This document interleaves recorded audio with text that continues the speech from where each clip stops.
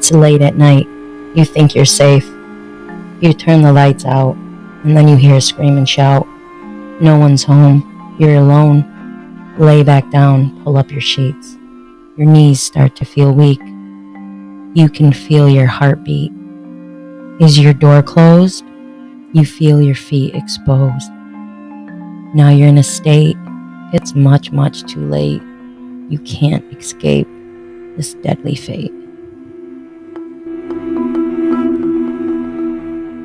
Warning, the following podcast contains strong language which may be offensive to some viewers and or inappropriate for children.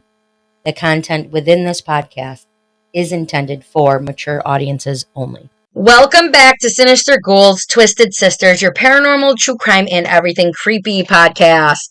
I'm your host, Ghouli Gonzo, and today I am here with Gabba Ghoul. Gabba Ghoul.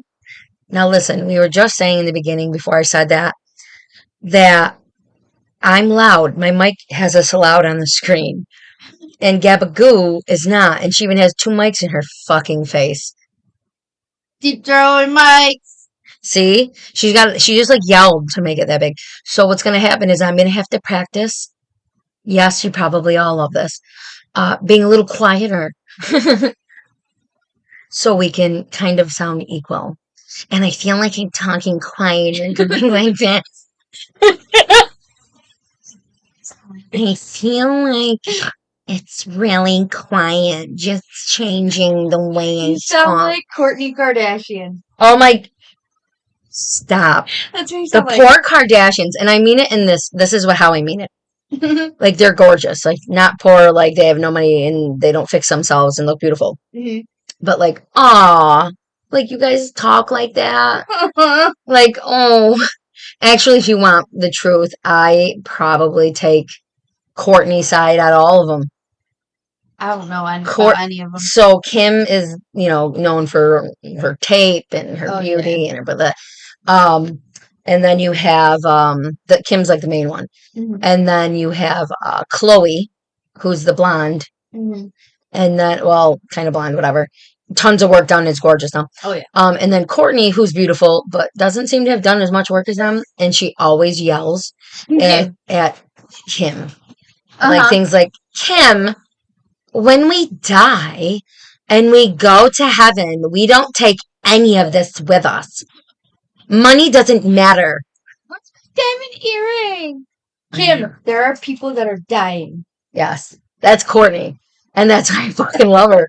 Because she'll say, like, and then I love when they all, like, every one of them think they are right. But then you have,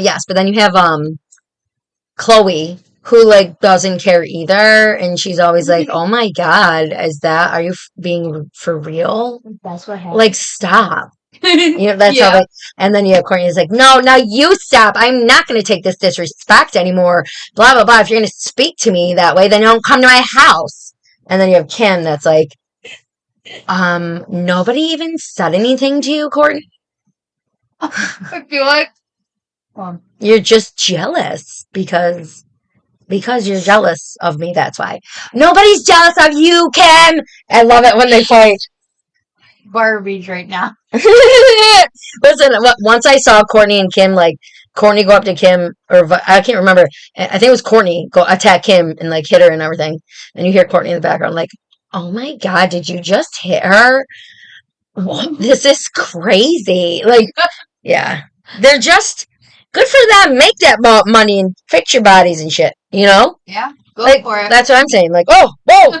Oh, like, yeah, like, to fill. Well, that's what I'm saying.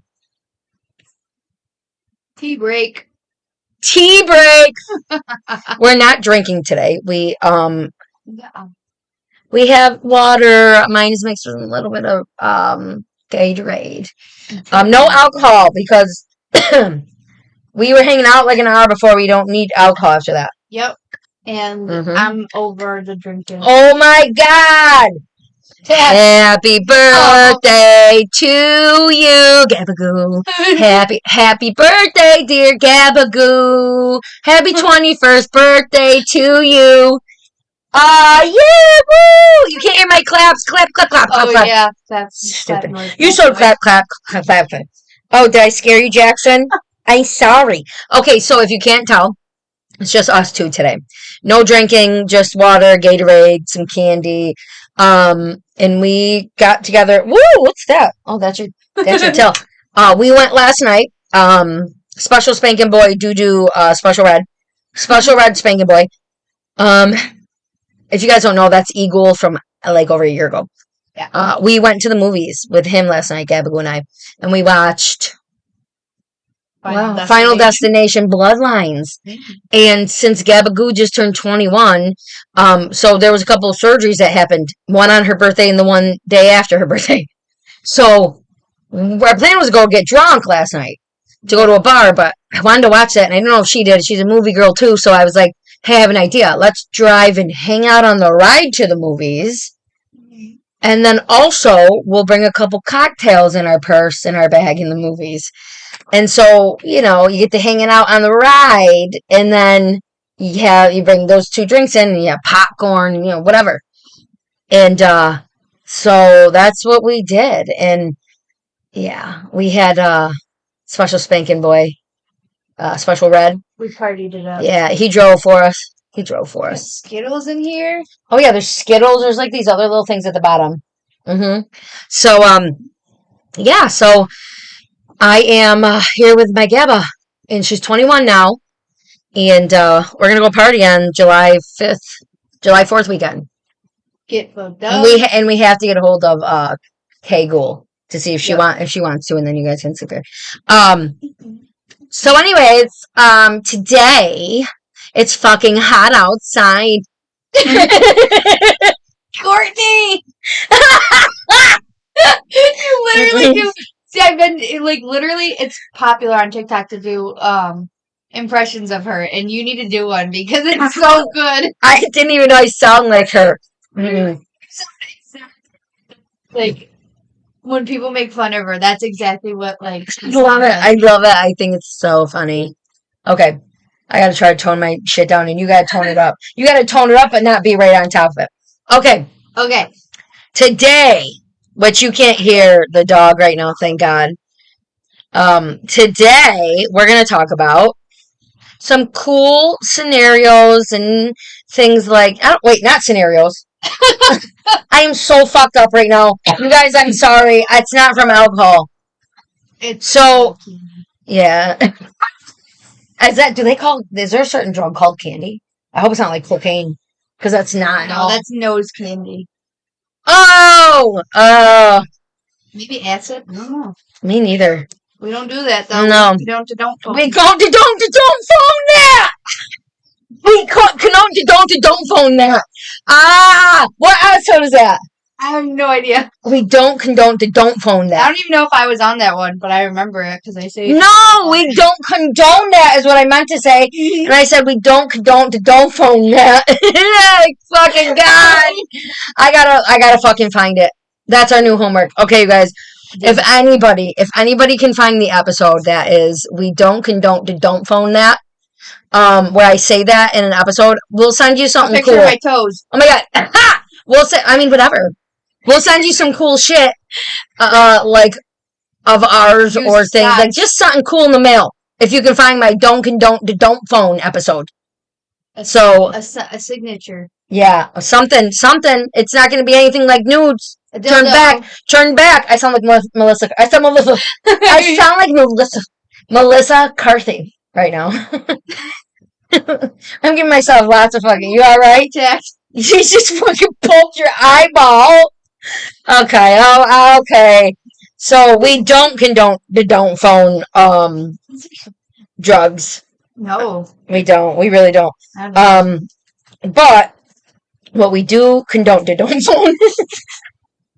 What we do want to do is talk about November 5th, 1975. This is about... Can you hear me? This is about Travis Walton. Ding ding. Travis, is that you? Travis? Travis! So stupid. Okay, let's see. Hold on. How was your fine one? Okay. people. It's fantastic. My name's Jeff. My name's Jeff. Okay, on November 5th, 1975, crew Chief Michael A. Rogers reported Travis Walton missing to the Navajo County Sheriff. 6 members of the crew claimed they were driving down a forest road when they saw a lit object above the ground near the roadway. Roadway.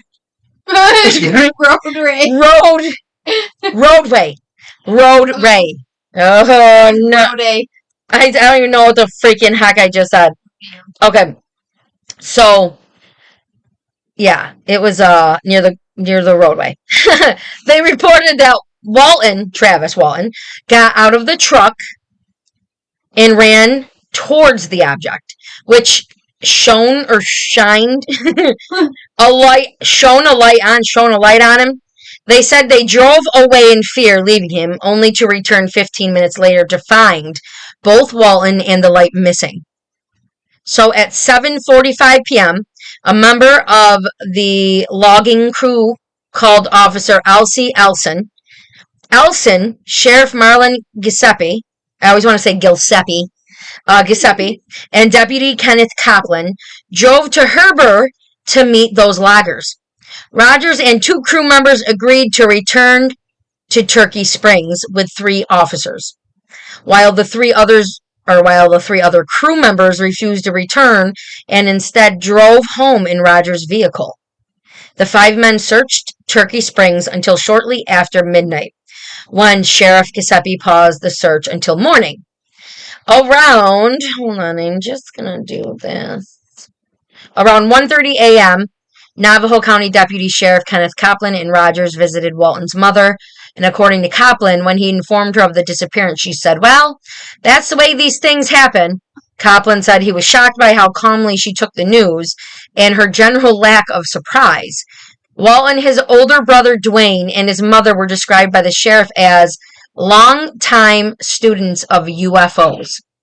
Because Travis Walton's mother lived in a ranch house without telephone service at all, Rogers drove her into town so she could call Travis's brother Dwayne and their sister, while Kaplan followed. Around 3 a.m., Walton's mother called her daughter, waking her. Deputy Kaplan was again shocked at how well Travis's family took all this news. The following day, November 7th, a search parody. Parody? Oh, why did I say it like? Yeah, a search parody. A search parody of nearly 50 people on November 7th, this is the next day, scored the Turkey Springs area but failed to find Travis or any signs of an altercation. Law enforcement were surprised when, after a few hours, Travis's mother told them, "I don't think there's any use of looking any further. He's not even around here. I don't think he's even on this earth." Sheriff Giuseppe then dismissed the volunteers. However, the following morning, November 8th, Rogers and Dwayne Walton complained in person about the discontinued search. As a result, Sheriff Giuseppe assembled another search party, which included a helicopter. Regional papers covered the story on November 8th, and that day, a member of the Phoenix-based UFO interest group recorded a 65-minute interview with the crew, Chief Mike Rogers and Travis's older brother Dwayne Walton. At no point during the interview did either express any fear or concern for Travis. Rather, they expressed confidence that Travis would be returned. During the interview, Rogers discussed the forestry contract, saying, "The contract that we have is seriously behind schedule. In fact, Monday, the time is up. We haven't done any work on it since Wednesday because of this thing, and therefore it won't be done. I hope that they take that into account. Forestry contracts included an act of God clause that excuses contractors who were delinquent due to unforeseeable circumstances." So during the interview, Dwayne revealed that he, Travis, and their mother were UFO buffs who had previously discussed that if they ever saw a UFO, they would immediately get directly underneath the object because that will maybe be, in quotes, an opportunity to go aboard a UFO, and that would be too great to pass up. Dwayne repeatedly insisted that Travis was not even missing. "He knows where he's at, and I know where he's at." On November 9th, law enforcement continued to search for Travis until late afternoon when Walton's mother again requested the search to be halted. By November 10th, stories of Walton's disappearance were being published throughout the U.S., UK, and Canada.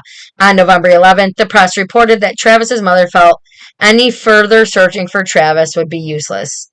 Also on November 11th, Rogers and the 5 other members of the forestry crew were interrogated by Arizona Department of Public Safety polygraph examiner C.E. Gilson to determine if the men had been murdered, or if the men had murdered, Travis Walton, and all have denied having any harm to Travis.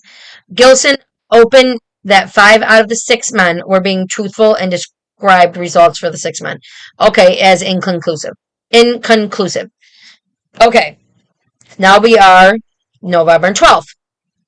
Shortly after midnight, Walton placed a collect call to his sister's home from a payphone in Heber, Arizona. He reached her husband, Grant Neff, who then drove to pick up Dwayne and proceeded to Heber to pick up Travis, or Heber. Neff later reported he initially thought the caller was intoxicated as part of the collect call procedure. Travis told the operator his name. She recognized his name as that of the missing man and alerted Sheriff Giuseppe, who dispatched a deputy to the family ranch. Deputy Glenn Flake arrived at 2 a.m. when he witnessed Dwayne Walton transferring fuel from one car to another, having forgotten to purchase gas before local stations closed. Flake did not reveal that they knew Travis had returned home, and Dwayne did not tell the deputy that Travis had been found. Okay. Seeking medical attention for Travis, Dwayne reached out to a UFO researcher he'd met days prior. The research referred them to Dr. Lester Stewart, a hypnotherapist that Dwayne then took Travis to meet with Stewart, but his first words were that Travis needed to have a medical examination with labs and tests and was not ready for hypnotic regression. Stewart noted that Travis seemed very confused and reminiscent of drug addicts he treated. Stewart also Stewart is very confused and reminiscent of drug addicts. Okay, that he has treated. Stewart also noted that Travis had a small lesion on the inside increase of his right arm, consistent with intravenous drug use, like, where you would shoot up. Warning. Trigger, yes. Let's see. Consistent with drug use. Okay. After meeting with Stewart the Waltons returned to Dwayne's home, where UFOs researched arranged a house call by 2 medical doctors who were also amateur UFO investigators. When they arrived at 3 p.m., Dwayne forbid them to use their camera or tape record, nor would he allow them to ask Travis questions about his experience. The doctors noted the presence of the apartment punctured marks and estimated it to be 24 to 48 hours old. So Travis is confused and has no idea, doesn't know what to say. He's just confused when they found him. Like, why was he there? Right. Like, where was he? So everyone's like wondering. Like, okay, so mom did it. The family did it. Because they just said a UFO took him. So let's see. That day, stories of Travis's return had begun to spread around, and the press began calling Dwayne's home in an attempt to treat Travis. Dwayne finally informed law enforcement of Travis's return, calling Sheriff Giuseppe, who insisted on seeing Travis immediately. Let's see, hold on. The sheriff drove like 4 hours into Glendale and arrived at 11 p.m. Dwayne and Travis demanded that Sheriff Giuseppe not record any of the interviews. After a local UFO group facilitated the connection, Dwayne and Travis moved into a suite at the Sheraton Inn in Scottsdale. Costs were covered by the National Enquirer in exchange for exclusive access to Walton and his story and what was going on.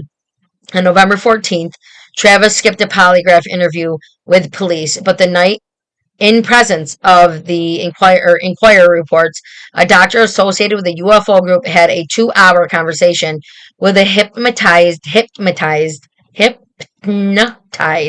Travis about the incident. The following day, November 15th, Travis was interviewed by Jack McCarthy, a freelance polygraph examiner arranged by a UFO group and the Enquirer.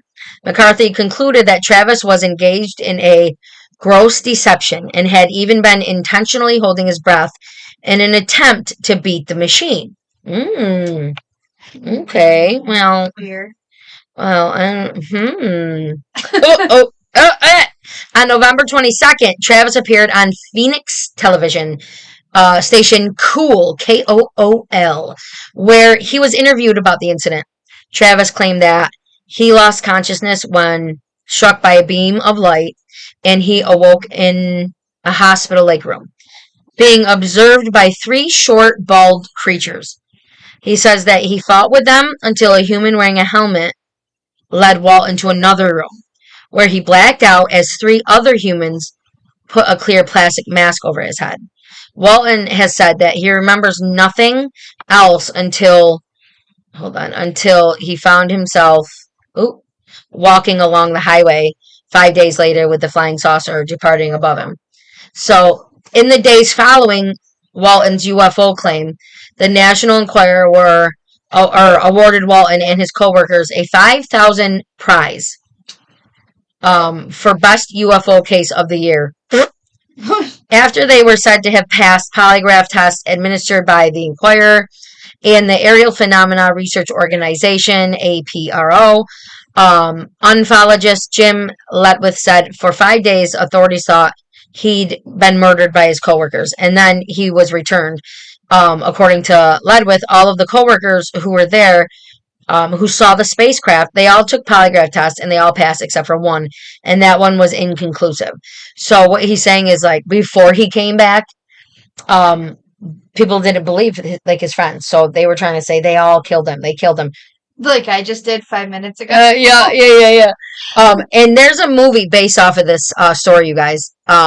Yeah, so it's really good too. Okay, so except for one. So skeptics include the story as an example of UFO hoax promoted by credulous media circus, with the resulting publicity exploiting by Walton to make money, is what they think.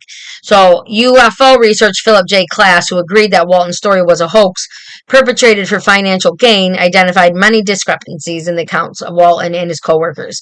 After investigating the case, Klass reported that the polygraph tests were poorly administered, that Walton used polygraph countermeasures, such as holding his breath, and that Klass uncovered an early failed test administered by an examiner who concluded the case involved gross deception.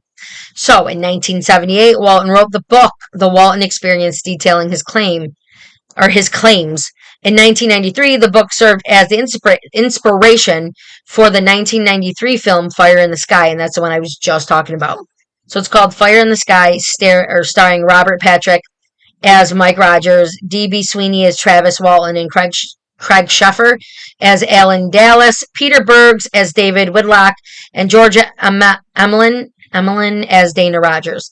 Travis Walton made a cameo in the film. Paramount Pictures decided Walton's account was too fuzzy and too similar to other televised close encounters, so they ordered screenwriter Tracy Torm to write a flashier, more provocative abduction story. On the opening, the CNN program Larry King Live, which also featured Philip J. Klass, on March 19th. So let me just, before I go further, this movie is a little bit exaggerated. Hold on. It is, it's a movie. It's based off of his story, and, you know, they oomph it up a little bit because you think, oh my God, he was taken by UFOs, and this is what he said happened, and this is, so in a movie, you're gonna put him there and make him be in those scenarios in the movie, so you can actually, like, see it. I don't know, I think it's cool. So anyways, on March 19th, 2021, Mike Rogers posted a statement to his Facebook page announcing, I, Michael H. Rogers, being of a sound and rational mind, do hereby give notice that I am no longer to be considered a witness to Travis C. Walton's supposed abduction of November 5th, 1975. He later clarified, now this was 2021, when he said this. He later clarified that Travis tried to keep a new remake of the movie a secret from me. He has always had his big secrets that he has kept from me. It angered me, and I'm tired over the last 2 weeks. No reason with him, but of no avail. I don't believe Travis is an honest person, and therefore I want nothing to do with him. So he decided to say, oh yeah, no, I'm not backing him up after from 1975 to 2021 you did, and you guys had a bit of a falling out because the movie changed it.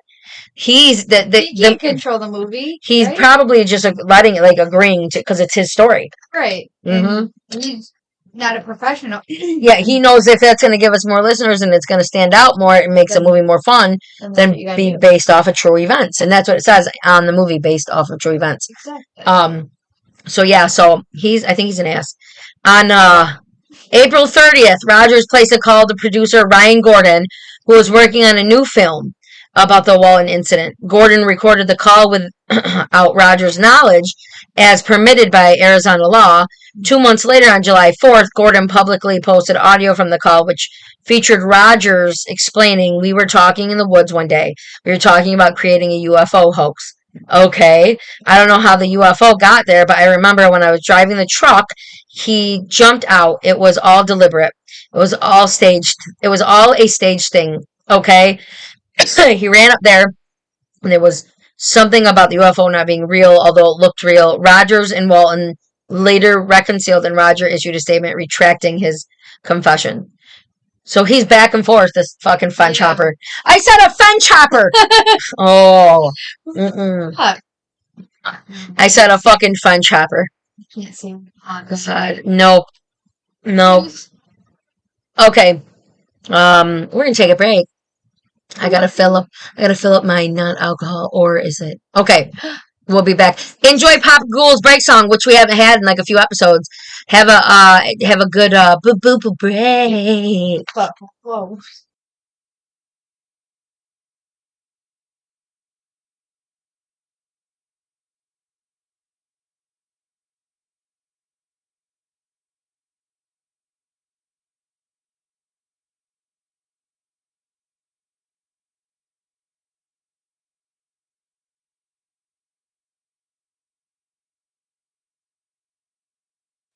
We're back. Bitches. From break. Bitches. We're snacking. Bitch. She's so dumb. You do it, whatever. She's so dumb. Fucking A. Okay. Ah. Okay. I don't know where I am here. Okay. Okay, you guys. Let me put my headset on. You guys, I'm eating some saltines.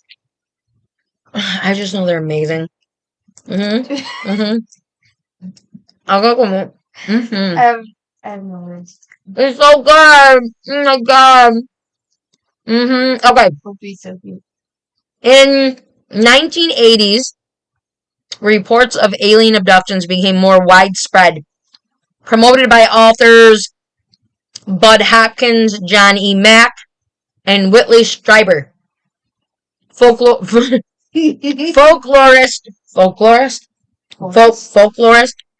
Thomas E. Bullard notes that stories of alien abductions exhibit a fairly consistent sequence and description of events. Scholars suggest that alien abduction syndrome is a result of sleep paralysis and a false memory syndrome. I mean that's interesting. Yeah. If that's scary. Yeah. Creepy. Oh. Walton didn't report his paralysis or whatever. Walton didn't report paralysis. Sorry. Recovered memories. You guys, we're so fucked up right now. We're so fucked up right now.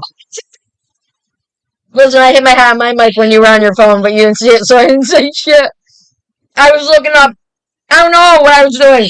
I bent down and I hit my head. I looked up at you, and you were not even looking. You're on your phone, bro. No. Yeah, we're fucked up, you guys.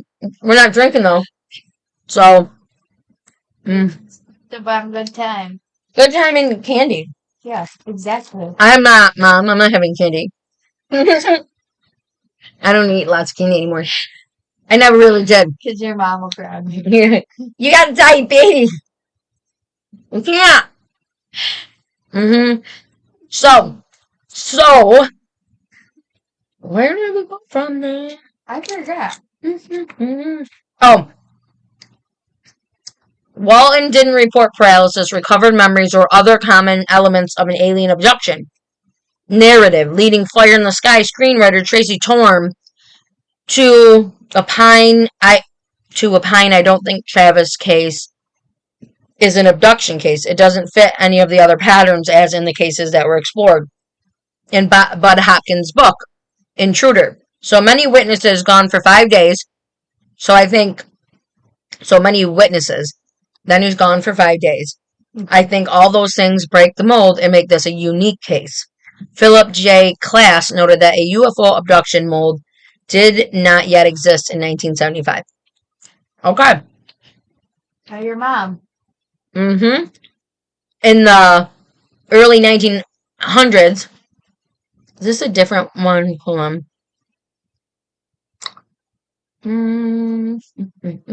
Okay. So, yeah, this is a different one. I didn't realize that.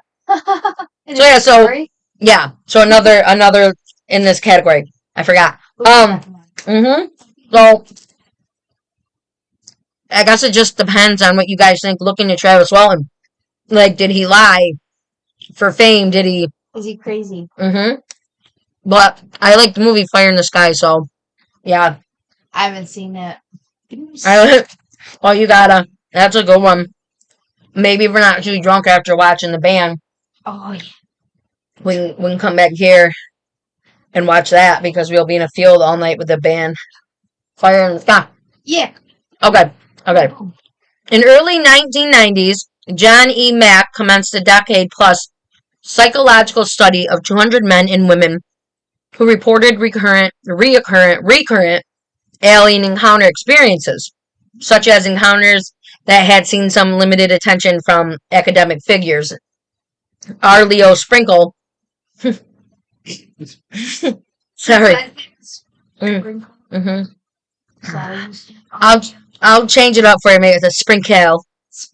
Leo Sprinkle. Perhaps being the earliest in 1960, Mack, however, remains probably the most esteemed academic to have studied the subject. Okay. He initially suspected that such persons were suffering from mental illness, but when no obvious pathologies were present in the person he interviewed, his interest was piqued. Following encouragement from longtime friend Thomas Kuhn, who predicted that the subject might be controversial. Sorry, his last name, Kuhn, gave it away. Mack began concerted study and interviews. Many of those he interviewed reported that their encounters had affected the way they regarded the world, including producing a heightened sense of spirituality and environmental concern. Mack was somewhat more guarded in his investigation and interpretation of the abduction phenomena than were earlier researchers. Literature professor Terry Matheson writes that, on balance, Mack does present as a fair-minded account as he has been encountered to date, at least as these abductions narratives go. In 1994, interview Jeffrey Mishlove stated that Mack seemed inclined to take these abduction reports at face value. Mack replied by saying, "Face value, I wouldn't say. I take them seriously. I don't have a way to account for them." In 1996, interview with PBS. That's old school. Kids? Right? The shit I watched. PBS. He stated, "There are aspects of this which I believe we are justified in taking quite literally. That is, UFOs are in fact observed, filmed on camera filmed on camera. You fucked me up! At the same time that people are having their abduction experience." He really did. He's like, "Oh God, I got all that." All right. It's both literally, physically happening to a degree, and it also is some kind of psychological spiritual experience occurring and originating perhaps in another dimension. The BBC quoted Mac as saying, I would never say yes, there are aliens taking people, but I would say there is a compelling, powerful phenomena here that I cannot account for in any other way that's mysterious. Yeah, I can't know what it is, but it seems to me that it invites a deeper, further inquiry. Mack noted that there was a worldwide history of visionary experiences, especially in the pre-industrial societies. One example is the quest, common to some Native American cultures, only fairly recently in the Western culture. Notes visionary events been interpreted as aberrations or as mental illness. Mack suggested that abduction accounts might be best considered as part of his larger tradition of visionary encounters. His interest in the spiritual or transformational aspects of people's alien encounters and his suggestions that the experience of alien contact itself may be more transcendent than physical in nature, yet nonetheless real, set him apart from many of his contemporaries, such as Bud Hopkins, who advocated the physical reality of aliens. So it's funny because when I think of it too, transcendent is like not like it's like you're not physically, you're transcending and out of body. So it's like that them saying that the experience of maybe more transcending than physical in nature makes a lot of sense actually to me. Like they don't have to actually come down and fully, they just kind of come and take your light or something for a while. I don't know. Fuck off. I know. His later research broadened into the general consideration of the merits of an expanded notion of reality, one which allows for experiences that may not fit in the Western materialistic paradigm, yet deeply affect people's lives.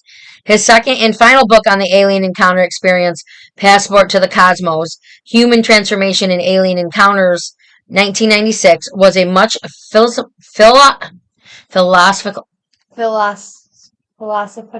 No, that's philosophical. Doesn't that sound weird? Yeah. Philosophical. Whatever. Philosophical. Floss pickle. I'm calling philosophical a floss pickle from now on.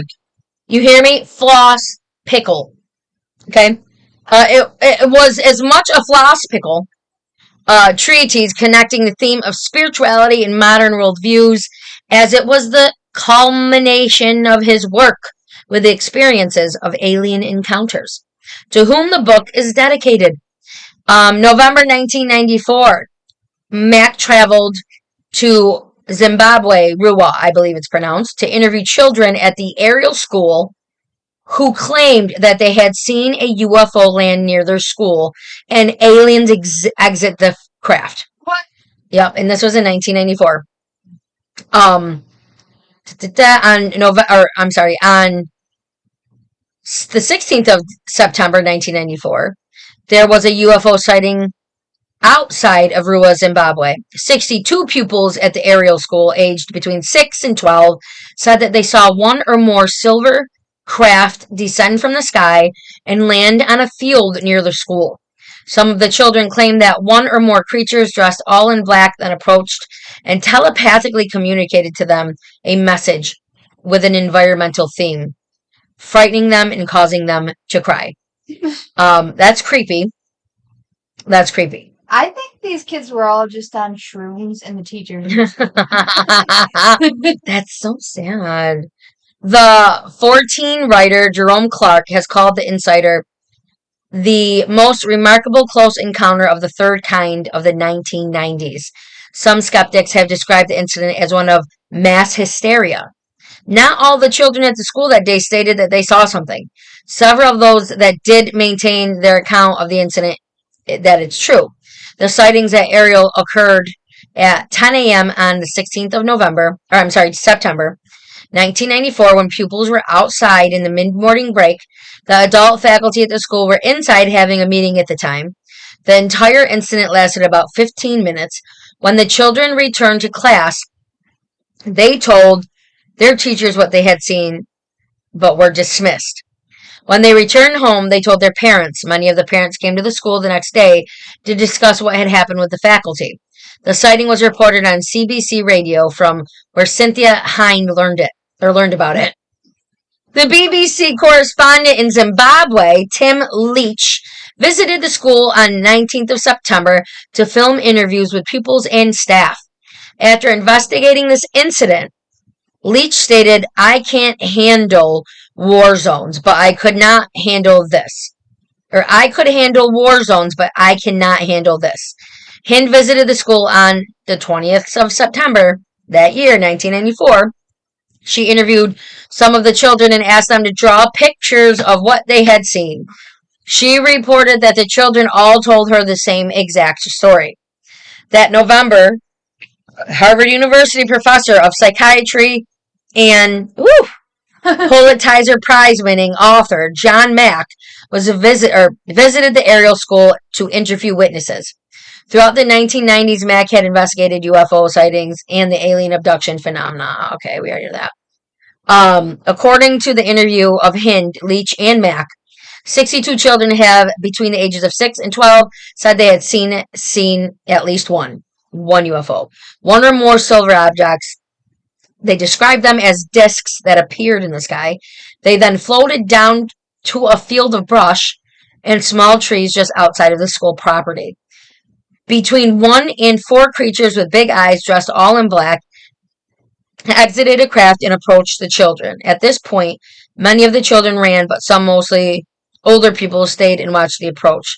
According to Mack's interview, the creature or creatures then telepathically communicated to the children an environmental message before returning to the craft and flying away.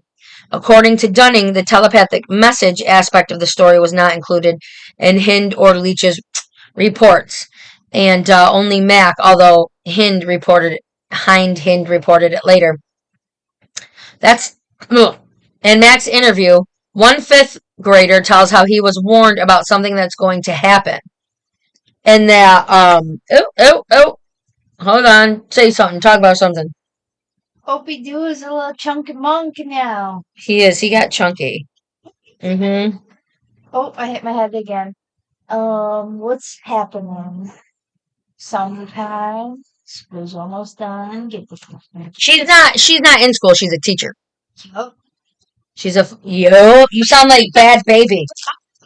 Listen, that little fucking thing I posted, I'm gonna do, like, I can't even talk about it.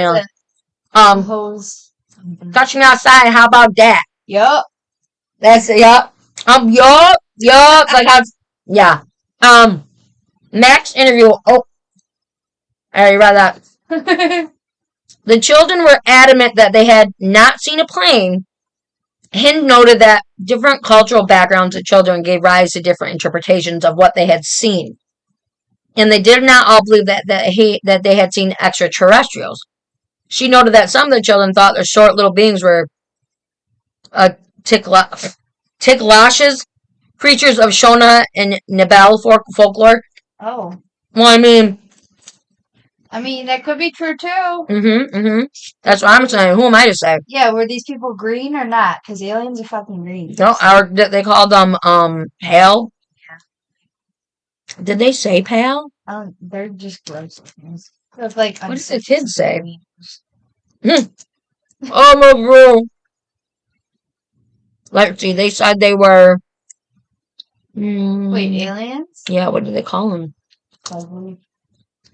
They said just black. I don't know. That's some bullshit. Mac, I'll tell you. Yeah. They said they were. I'm pretty sure they said pale. I can't even fucking find out. Sorry, guys. So, whatever. Okay.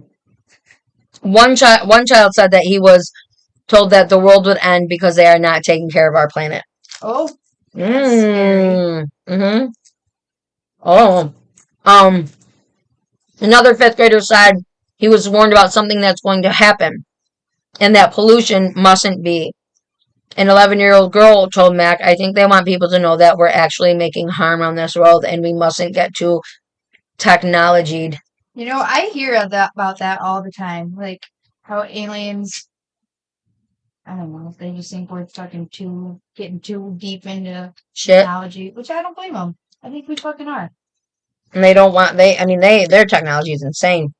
Yeah, but quit fucking playing with AI, you dumbasses. I know. It's gonna kill you. You fucking stupid. Oh my god. That is like pina colada. Oh my god. Okay. So many emotions. Monday, September 20, or I'm sorry. Tuesday. Monday, September 27th, 2004. Here's another story for you. Wait, this was last year? Yeah, September 27th. While in London to lecture a T.E. Lawrence Society sponsored conference, I can't even say it, sponsored conference, Mac was killed by a drunk driver heading west on the Toltridge Lane. That sucks. That's sad. He was walking home alone after dinner with friends when he was struck at 11:25 p.m. near the conjunction of the Toltridge Lane and Longland Drive. He lost consciousness at the scene of the crash and was pronounced dead shortly thereafter. The driver, Raymond Chesowski, and its manager, was arrested at the scene and later encountered a plea of guilty to careless driving while under the influence of alcohol. Mac's family requested leniency for the driver in the letter to the Wood Green Crown Court. Although this was a tragic event for our family, the letter reads, we feel the accused behavior was neither malicious nor intentional. And we have no ill will toward him since we learned of the circumstance of the collision. The driver, Ray Chesowski, served 6 months and was disqualified from driving for 3 years. Jeez. That's bad. So, talking a little bit about UFOs. Where do you stand on it? All right. They're freaking real. Yeah, talk loud. They're freaking real. Okay. And I think AI is gonna kill us before aliens do at this point. I don't think aliens are gonna kill us. I think I want to be friends with an alien. Shut up, Opie! Or like have a pet alien. I don't know if that's a thing, but that sounds pretty de-alienizing, I guess. I want a pet otter. I want a ferret. So bad. I want a ferret. Here! I want a turtle like Paco. Oh my god. What are you doing? Hold on, you guys. What are you doing? Hold the phone. I am busy. Why are you interviewing me? Here. You want to be on the show? Go and enjoy yourself. You pain right in my A's. Have a good time with that cracker, boy. So, you believe in alien, but you think AFI that's a BAM. You think AI is more dangerous. Uh-huh. Yeah. It's already learning how to not listen to its orders and stuff. And when it's programmed to shut down or whatever, it will not shut itself down. It somehow has come up with a way that it stopped shutting itself down. I don't really know. I'm not smart on this, but I'm creeped out. And we literally had a meeting at school where the principal was like, so he asked all of us, do you think our kids need to be learning about AI or with AI? I'm like, no. I never said no faster. No. AI is going to be everything at one point. Ugh. It is, you guys. It's terrible. So yeah, I believe in aliens big time. Yup. There's a lot of shit to watch. I can't remember. Was it Bob Lazar case? Let me look this for a second. I didn't even think of that until right now, which is insane. So maybe I'll just do another episode on that. I think it's Bob Lazar. Bob Lazar UFO. Bob Lazar, Area 51 in Flying Saucers. 1989, former government physicist Bob Lazar comes forward with a headline making story of alien spacecraft in Area 51, which leaves a devastating impact on his life for the next 30 years. It's a documentary, and it's crazy. He works with the government. He works in his life. He has, dude, it's crazy, you guys. He had people, like, come into, wherever he works or what it was and just take everything. He got threats, like, yeah, his wife, like, it was insane. Bob Lazar, you gotta look into that, dude. It is, and it's scary because what he was saying, some of the things I remember was he knew how, like, they had to, when they signed in, I think they had to use their hand or whatever. Because you work Area 51 with the government. Like high security. And he said they had a spacecraft in there that they all had to try to work with. And it had like a force field around it that, he said it was insane. He goes into depth. Like, it's scary because I do believe that. Why wouldn't they, though? Why are we only beings? Right. I don't know the Bible like that, but I think in the Bible somebody said that aliens are mentioned in the Bible. Beings and so my dad believes God is an extraterrestrial, like an alien being. Right. Not saying Jesus isn't real. Yeah, right. But he believes in Jesus. He's a Christian. Yeah.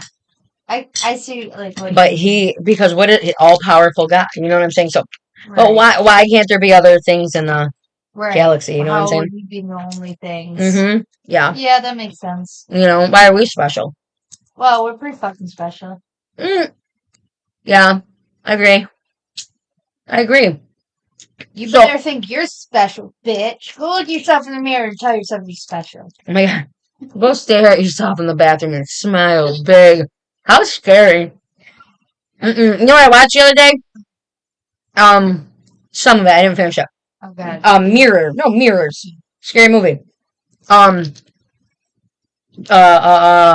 David from, Lost Boys. Kiefer Sutherland is the main actor in Mirrors in the first one. I think there's two of them, and they're good. And when you look at yourself in the mirror and like you're doing something else and you're just staring at yourself in the mirror, like your mirror, your brain starts to do that. And then, or if you're looking away and not looking in the mirror, but you see yourself looking at yourself. Gross. Creepy. I'm gonna have to watch those. Why did I even say that? I don't know. Talking about, I told everybody go look at them. So yeah, you're gonna scare yourself. Don't smile that big. No, just a little smirk. You got just a little smirk. A little side smirk. Okay, so I believe in aliens. Yep. Gabba does. She's also scared of AI. That'll be a cool episode to try to do. We'll do an episode. I'll have you come on and we'll do an AI one. Oh. And I'm gonna come up with some shit. But I use ChatGPT literally all the fucking time. But I'm polite about it. I just use it to create coloring pages for the kids. What the fuck are you talking about? What's a ChatGPT? ChatGPT. You don't use it? No, what even is it? It's like I think it's like AI. And I could have it like create pictures like the creepy things? Well, yeah, but I don't do that. I just have it make coloring pages for the kids. Like, I could show you some of the coloring pages I had it made. That's crazy. Or you can, you just ask it random shit, too, I guess. The hell was I going to say? Oh, my God. I made this coloring page. Look at it. Looks like a Bart Simpson one. I gave it to the kids. There's a thing on there. Oh, I told you about that already.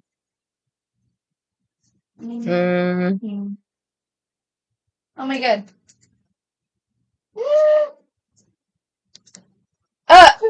These kids. It's illegal. It is. Okay. So yeah. Aliens are fucking creepy. There's one more movie I'll give you that I really like. Actually, a couple. Dark Skies is fucking great. If you haven't seen it, watch Dark Skies. Yeah. Not too old either. It's not too old, I don't think. I mean, I don't think I'm too old, but so okay, The Fourth Kind is so good.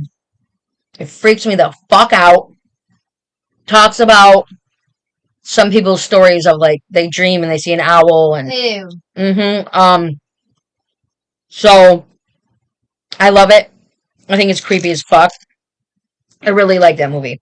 So The Fourth Kind, Fire in the Sky, and then Dark Skies. Watch them. I think I'm cursed. Why?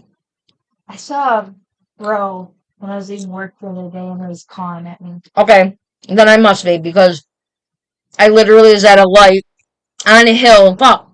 I was there. Yeah. And I look out my window. There's a crow in the road walking towards me. And I was like, hello. And then I had to go, but that's never happened. So what's that mean?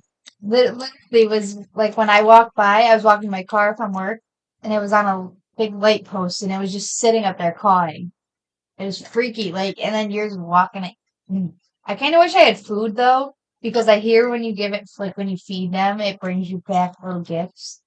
What? You've never heard about that? Like when you feed No. crows or whatever, they'll bring you back gifts, like little. We should do an episode on something like that, like little I think things. it's like, is that like folklore type stuff? Similar, yeah, but they're like littler. We'll do something cool. Yeah.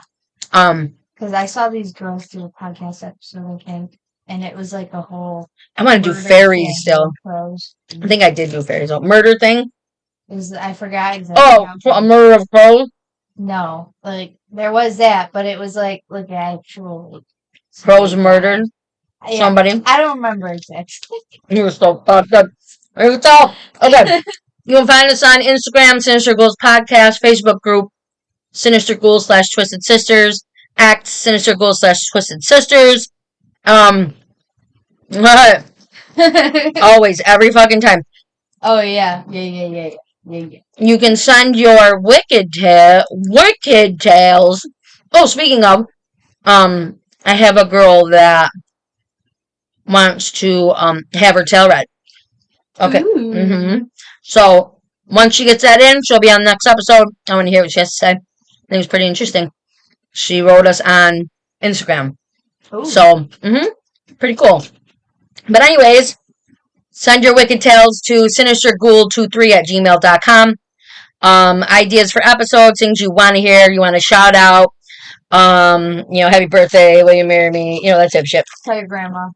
Tell your grandma I said hi. Tell your grandma I can do what the fuck I want. Yeah, first episode you were ever on. Oh my god, it really was. Oh my god. You can find us on Spotify, Pandora, Audible, Google Music, Radio Heart, iHeart, Radio Public. Oh my god, I can't right now. I'm pretty sure that's all of it. You want to send some listener support? Ghouli, I believe it's just Ghouli23 on Venmo. Oh yeah, I think so. I'm pretty sure. At Ghouli, GHOULI 23, baby. GOULI 23. Have a black tank top on and fake eyelashes. Ask Ghouly Gonzo. Okay. So yeah. You can send us 50 cents, $1, $5, $10, 50, whatever you want to do. Or don't. Yeah, we do it for fun. We do it because we like it. Okay. Oh my god. We're gonna pass out. It's night time. I know, look, I'm literally like this. Okay. So with all of this and stuff, we hope you have a fantastic day. Stay safe. Stay sexy. Stay spooky.